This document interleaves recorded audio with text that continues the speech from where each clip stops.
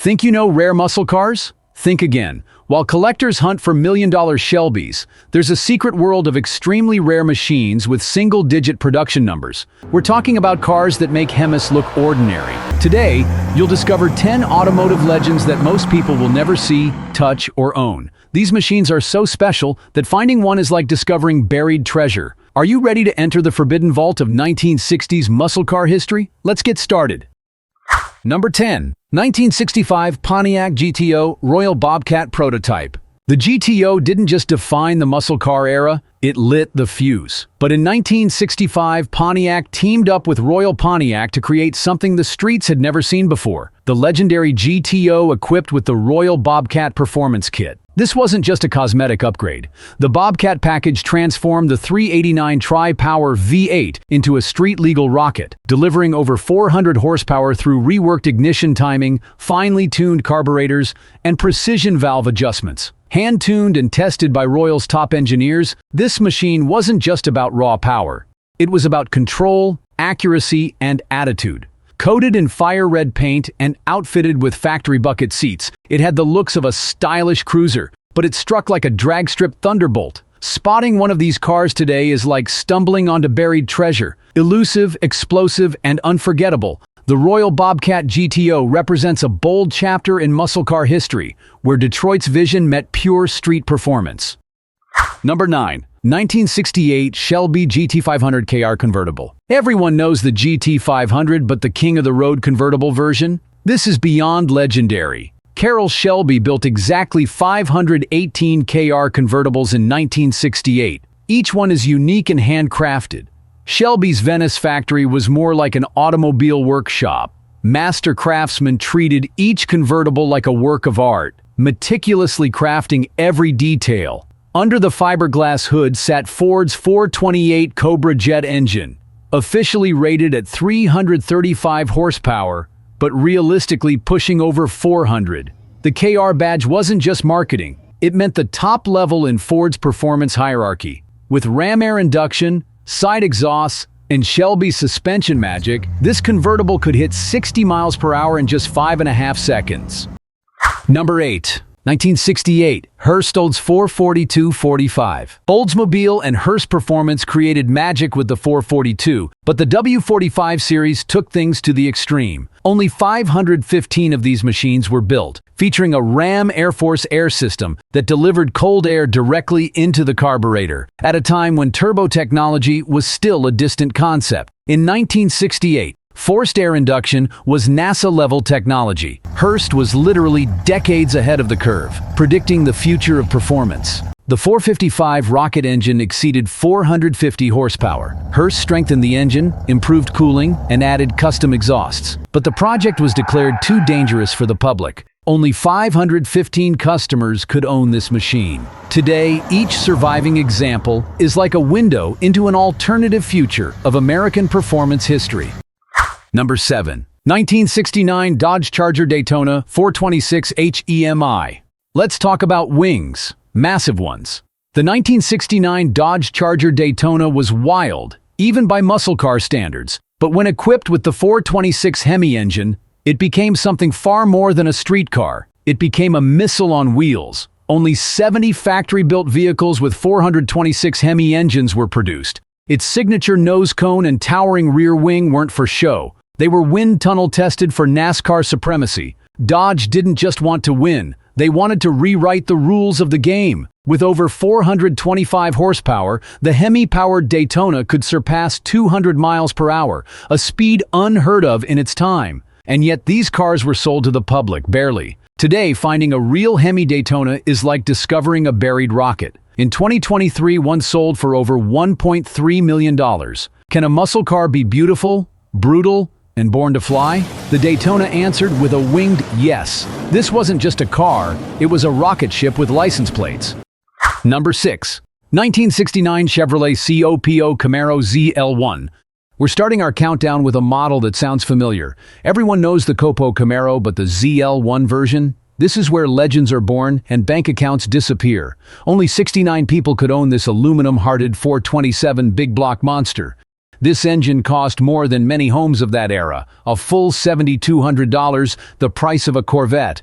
This wasn't your ordinary 427. The all-aluminum engine saved 100 pounds from the front end while officially producing 430 horsepower. That was a modest number.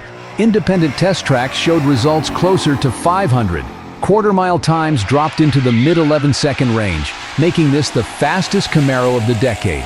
But here's the harsh reality. Dealers struggled to sell these machines. The engine option alone cost $7,200, more expensive than a base Corvette. Fred Gibbs Chevrolet ordered 50 of these monsters but could only sell 13. The remaining 37 were quietly shipped to dealers across America. Today, survivors sell at auction for over $1 million. Why did Chevrolet put a race engine in a street car? This engineering story gets even more interesting as we continue. Number 5. 1967 Chevrolet Corvette L88. Here's where logic surrendered completely. The L88 Corvette wasn't transportation. This was Chevrolet's licensed racing weapon. In 1967, only 20 brave souls ordered this package. The result? The wildest machine ever unleashed on American streets. Officially rated at 430 horsepower, the real power exceeded 560. But this power came with a price. No heater, no radio, just raw performance. The compression ratio was 12.5 to 1, meaning this beast drank racing fuel.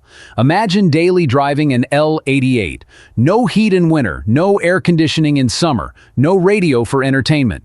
Dealers literally tried to talk customers out of buying them. General Motors actually warned potential buyers. These cars weren't built for grocery runs. They were born to destroy racetracks. Finding an original L88 today is like automotive archaeology. Could you handle 560 horsepower with 1966 suspension technology? That's a question worth considering as we move forward. Number 4. 1969 Boss 429 Mustang Kraft Special. The legendary Boss 429 Mustang was elevated to a whole new level by adding Kraft's unique touch. These weren't ordinary Boss cars. They were Ford's test vehicles for NASCAR engine development. These 6 vehicles were Ford's classified NASCAR development program disguised as street cars. Top secret weapons concealed in plain sight. The semi-HEMI 429 engines produced over 500 horsepower with race camshafts, larger air passages, and special intake systems. Mated to a close ratio 4-speed top-loader transmission, the power delivery was brutal and immediate, pushing the limits of street drivability. Each was hand-built and served as a test platform for legendary races like Daytona. Performance numbers were staggering for the time. Sub-6-second 0 to 60-mile-per-hour runs and quarter-mile blasts in the low 13s were entirely achievable with minor tuning. Ford never intended to sell these to the public, but collectors made offers that couldn't be refused. The result? The wildest Ford Mustang ever built. Number 3. 1969 Pontiac Trans Am Ram Air V. The Ram Air 5 Trans Am represents the pinnacle of automotive legend. Pontiac built 3 prototypes with a special 303 cubic inch small block for Trans Am racing. This wasn't simply a downsized 350. Tunnel port heads, aggressive cam timing, and space-age alloys. Getting 400 horsepower from 303 cubic inches was the kind of achievement that would make engineers weep. EPA regulations killed the production plans, but those 3 prototypes survived.